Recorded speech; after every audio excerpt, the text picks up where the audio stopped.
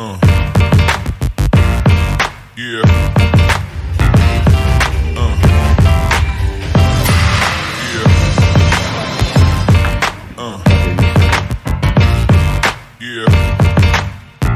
Alright guys, so back on YouTube. I know I've been incredibly inconsistent with making these videos, but I decided to take the opportunity with the new Pro Physique Transformation Challenge starting yesterday to kind of, leverage that, get some good information out there. I think I have roughly 10 to 12 people in the challenge, but there are hundreds of people participating, and I want to get as much good information out there as possible. And I have good insight to maybe a lot of the questions that are going to be coming up, because I'm working with individuals that are in the challenge. Some that are pretty experienced, some that are not that experienced.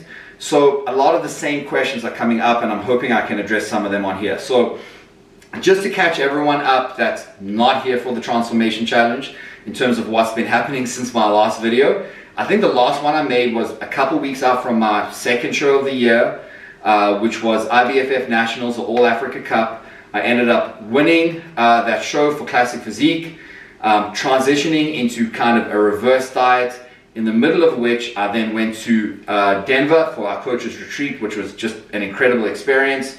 I'll put some photos of that up now. Came back, kind of, tapered into my improvement season proper, calories going up, carbohydrates going up, really focusing a lot on my training, progressing there, building those numbers up, building my strength up again. And then of course went to Vegas in December for the Olympia, which again was an incredible experience. Came back horribly sick, and then went on holiday to Cape Town. So, the last couple of weeks, a little bit inconsistent with training, mainly just because of the illness. A little bit inconsistent with nutrition, because obviously I was traveling and staying in an Airbnb and so on, but have pretty much been able to maintain a decent enough body composition versus when I left to Vegas, and since I've come home. So that's where I'm standing at the moment. Even though I'm not in a fat loss phase, I'm treating it like I'm doing this 90-day challenge with you guys. So I wanted to start our first video is giving you kind of my top tips to a effective transformation, right? All right guys, so tip number one, my number one priority, and it should be a priority to you, is building a structured and sustainable routine. Why is that important? Because you need to develop the correct habits every day in order to be successful during this challenge, right? If everything is haphazard, if you do cardio at a different time every day, if you weight train at a different time every day, if you're eating different foods every day and trying to track your food as you go along in the day to hit your numbers without planning ahead of time, you're setting yourself up for failure.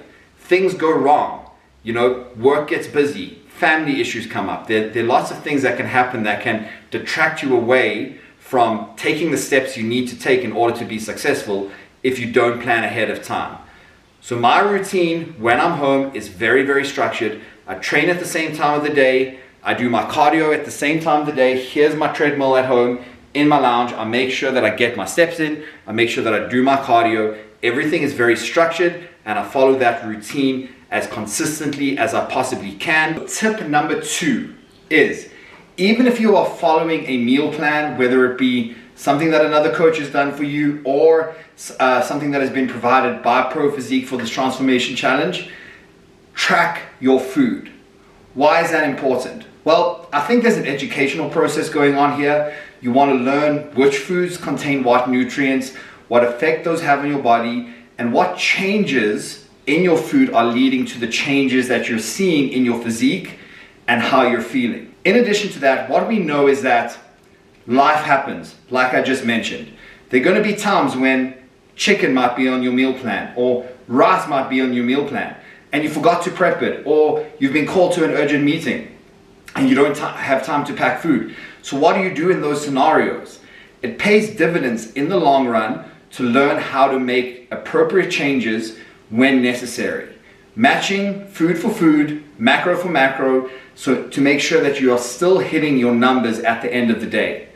Now, every day, even though I'm not following a meal plan and I get prescribed macros, I'm still eating pretty much 95% of the same foods every single day. As an example, guys, here are 3 of my go-to carbohydrate sources in the morning. Most often when I'm having an egg white omelet, I have it with some English muffins. I know that these are, per English muffin, 30 grams of carbohydrate per muffin, right? But sometimes I'm in a pinch. I live in South Africa, so oftentimes I come home from gym and I don't have any electricity. So what am I going to do? Well, the cream of rice, right? That is instantized. I can just add water and protein to that to have a good quality meal. And I know if I'm having 2 or 3 English muffins worth, 90 grams of carbohydrates, I just need to match that amount with the cream of rice, right? So 100 grams of this gives me 79 grams of carbohydrates. If I need to have 90 grams, I just up that serving to 120, 130 grams, and I hit that same number.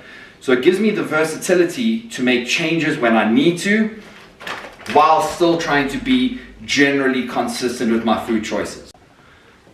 So tip number 3, guys, is going to be to focus on your training, all right?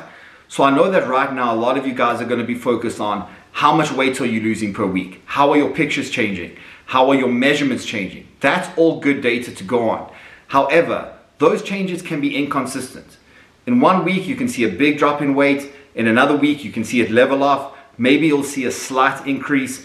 You have to bear that in mind and know that these are long-term goals. It's all about where you end up at the end of 90 days.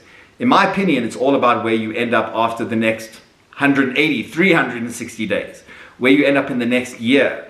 It's not about what happens in 1 week, all right? But what you can control and what you can always push for is training hard and pushing improvements in the gym. That's important because this is called a transformation challenge. It's not called a weight loss challenge.